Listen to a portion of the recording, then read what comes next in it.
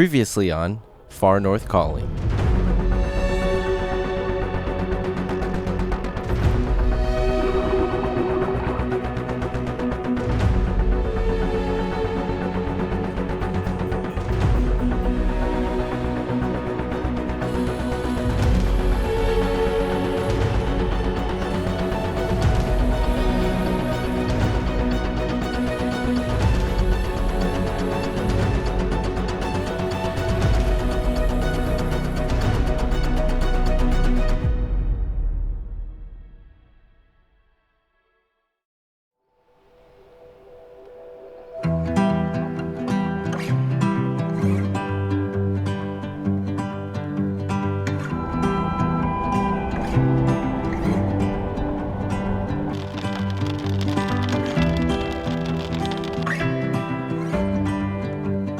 Well, all right, folks, we are at a construction stop here about an hour north of Fairbanks, getting ready to work our way towards Prudhoe Bay at the very tippy top.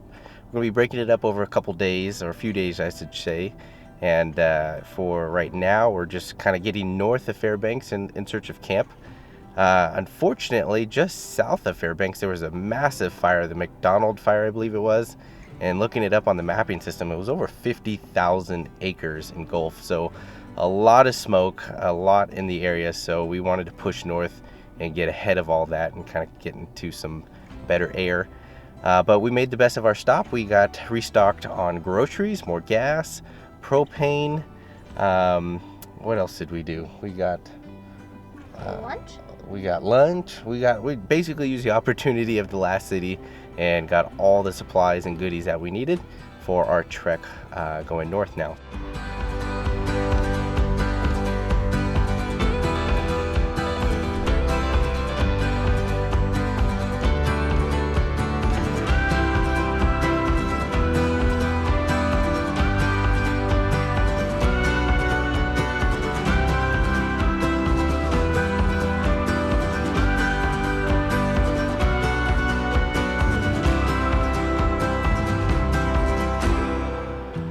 Well, it's official. We are at the start of the Dalton Highway here. It's not cold by any means, even though I have a jacket on. It's just my one extra layer of protection with the mosquitoes. As you can see with our head nets, they are out in full force. We were literally parked for just a matter of seconds and they just swarmed at the car. So camping's gonna be a little rough as compared to last time when I was up here with Camp Chef Mom. So yeah, we're here. This is the official start. Looking forward to what's ahead. Oh yes, the famous last words once again. More on that here in a second. Though in the meantime, views along the Dalton Highway certainly did not disappoint.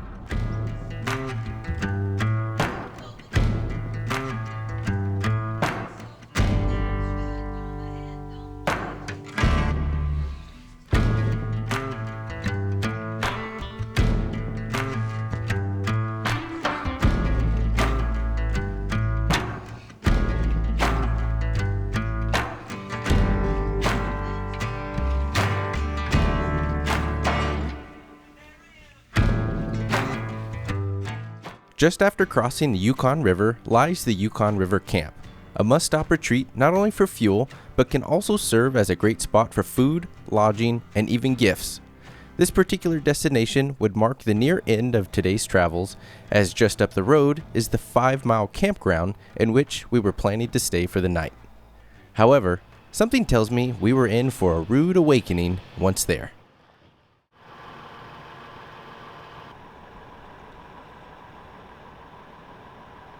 Alrighty, so it is 10:20 and we've got to camp.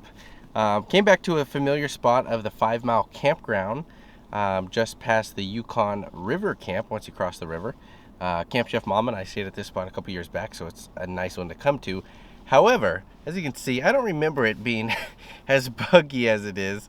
Even leveling out the 4Runner just now, it's insane. It's a solid mix of gnats and flies and mosquitoes. It's a whole other situation. So I'm taking a minute waiting for the sun to drop below this tree line here because they're all in the sun rays right now.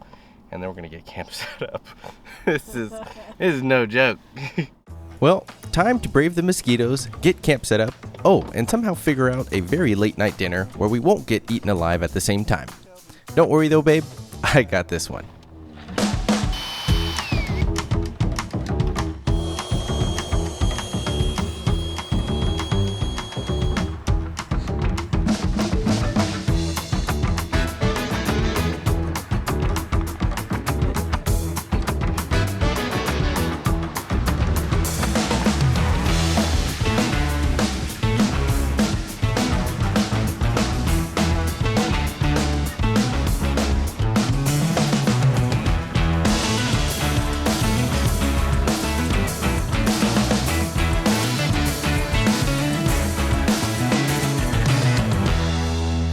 Well, it is currently a little past 2 in the morning, and as you can see, we're sitting inside the 4Runner now, as we were slowly getting ready to go to sleep and doze off and putting on a nice little movie on the tablet inside the rooftop tent.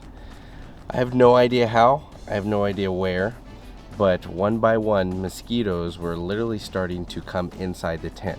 And I figured we'd let at least maybe 1, maybe 2, maybe 3 in, just going through the front entry when we needed to get into the tent, which is fine and acceptable, and we'll smoosh them dead once we're in there. But we probably collectively have killed over a couple dozen since being inside the tent, and I think they're finding a way somewhere inside.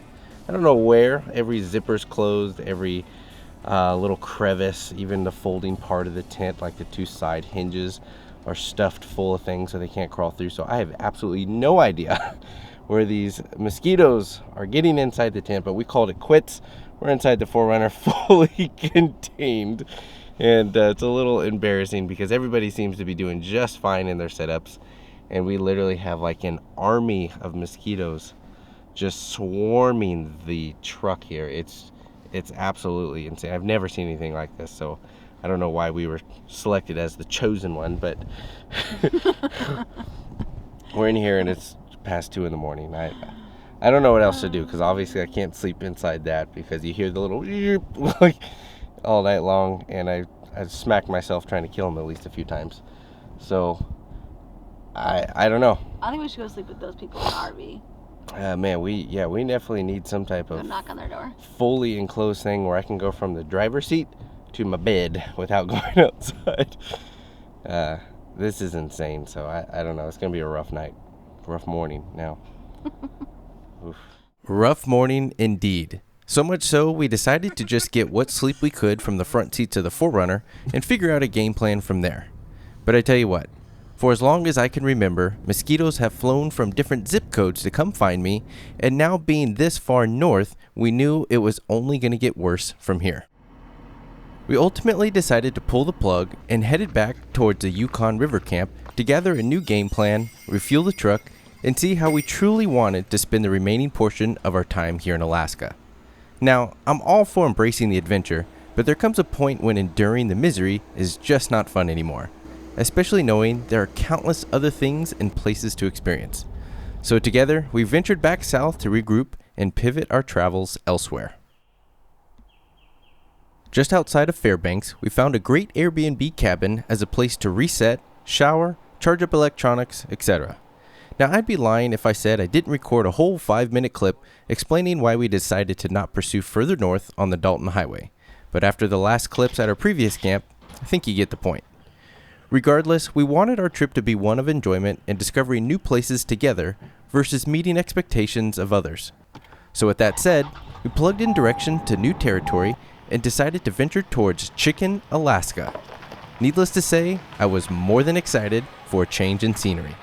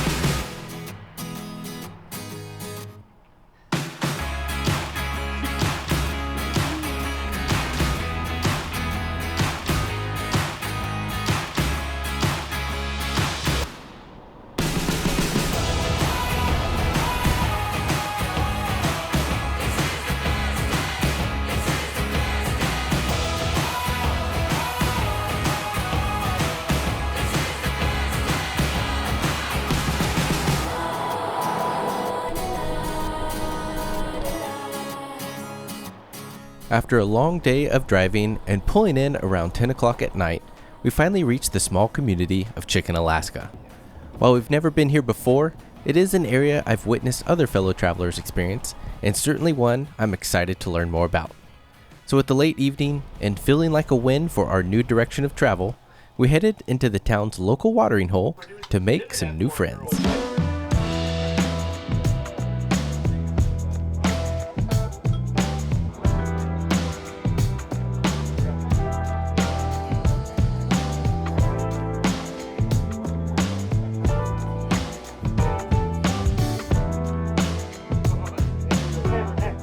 Well, alright guys, call us Chicken, but we are here in Chicken, Alaska. It's currently 10:30 p.m. and after chatting with the locals at the saloon, they said it's totally fine to just camp right outside downtown Chicken, which we currently are, which comprises all of 3 or 4 stores.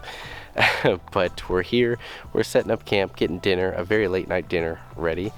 And honestly, I'm a true believer in everything happens for a reason. And while I would love to have completed the Dalton Highway, which I will do in due time, I think due to the circumstances, it's nice to be here and experiencing something brand new with Shelby for the very first time together. And such an awesome town. I'm so excited. After chatting with the locals, I kind of got this whole new energy and enthusiasm and inspiration to get back to our trip and have some fun. So we're here, we're camping just outside of the area, and I can't wait to see what tomorrow brings as far as really diving deep and checking out all the history of what this place has to offer. So let's get some dinner made, get some camp set up, enjoy the far less bugs and mosquitoes, and have an awesome time.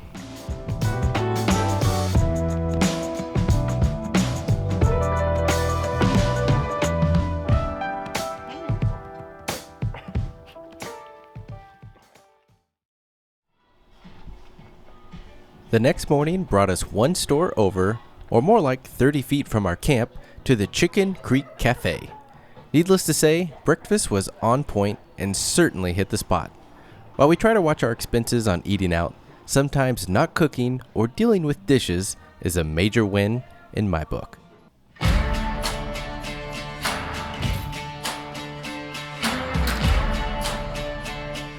From here, we took on a self-guided journey to learn a little bit more about this area and the history it is known for. Tucked away along the Taylor Highway in the remote eastern interior of Alaska, this quirky off-grid community was born out of the gold rush days in the late 1800s when hopeful miners swarmed the area chasing fortune. This town was officially established in 1902, and when it came time to name it, the locals wanted to call it ptarmigan, after the local bird. But there was just one problem. No one could agree on how to spell it. So instead, they settled on the next best thing, chicken. Mining shaped everything here. The scars of the gold rush are still visible and the massive steel relics left behind. Like the old bucket-lined dredges that once chewed through miles of riverbed, pulling up gold and reshaping the land as they went. It's a surreal sight. Heavy machinery frozen in time, surrounded by wilderness. Today, Chicken is home to a small group of year-round residents, a handful of buildings, and a whole lot of character. There's no cell phone service, no rush hour, and no nonsense. But what it lacks in population, it makes up for in personality. And every summer, the town comes alive for the biggest event, Chicken Stock. That's right, a full-blown music festival in the middle of nowhere where travelers, locals, and musicians gather for a weekend of live music, dancing, and laughter under the midnight sun. Perhaps in the coming years we'll be able to check out this event for ourselves and see what it's all about.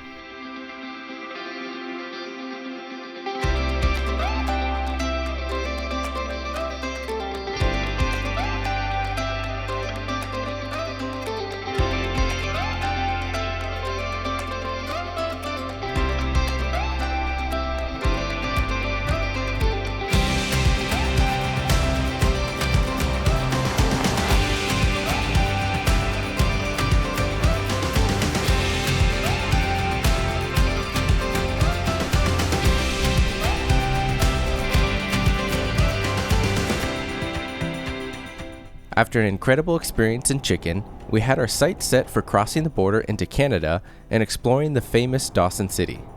However, we later found out that our decision in venturing to this area turned out for the better. A wildfire report had shown that at mile marker 28 along the Elliott Highway just north of Fairbanks had all lanes closed due to this wildfire. Had we been on the Dalton Highway any longer, we would have been stuck just north of this for a while, being that these highways connect to one another. Thankfully, we were far east of this with our travels continuing towards Canada along the top of the World Highway. The landscapes here were simply stunning. Even with a rainy day, we came across countless campsites with views in every direction. Definitely pinning this area to explore more on a future visit.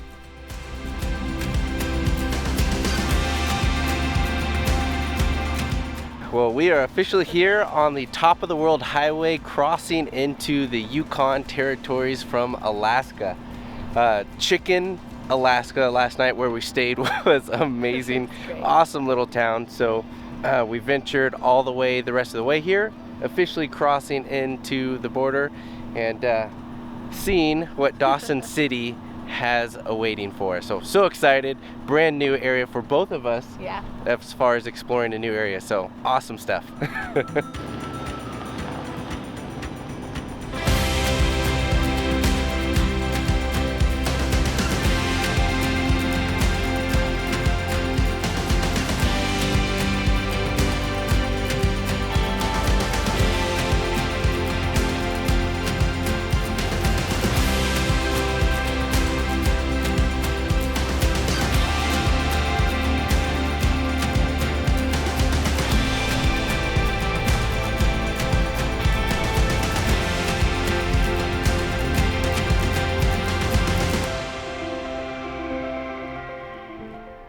At around 7 o'clock, we finally made it to our destination, though just one final thing to check off. Separating us from Dawson City is the mighty and powerful Yukon River. Getting to the other side requires driving aboard the free 24/7 ferry service, which takes you across the incredible river, and boy, was this a treat in it of itself. To show you just how powerful this river truly is, the captain of the ferry must hold a particular line traveling almost upriver to ensure we meet our ideal drop-off destination on the other side.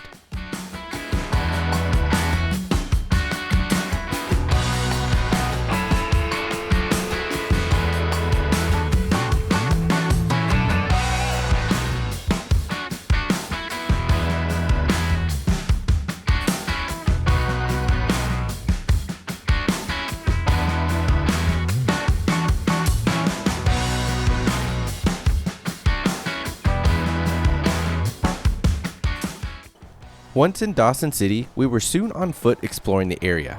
Now, if you've ever seen videos from fellow overland travelers, you may have come across one showcasing the infamous sour toe cocktail. The story goes that in the 1920s, rum runner Louis Lycan froze his big toe during a blizzard.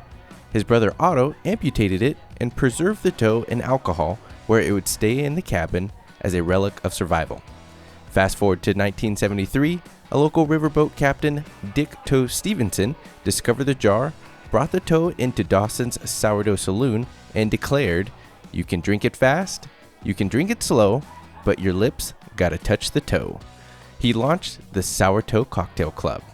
The original toe lasted just 7 years, lost when a patron accidentally swallowed it, and has since been replaced by donated toes from frostbites, accidents, and medical amputations.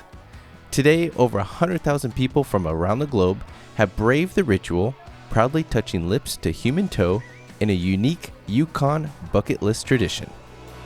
Yeah, wiggle it back, wiggle it back.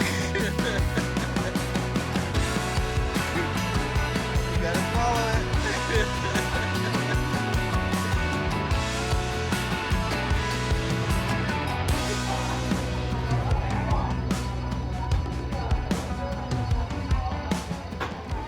Oh yes, another check on life's bucket list complete.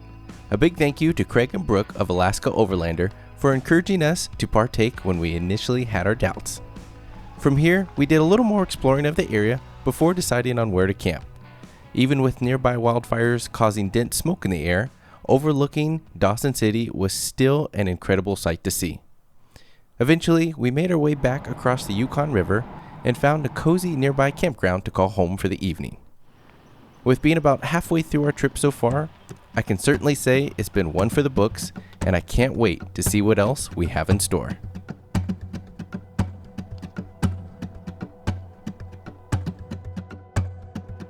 Next time on Far North Calling.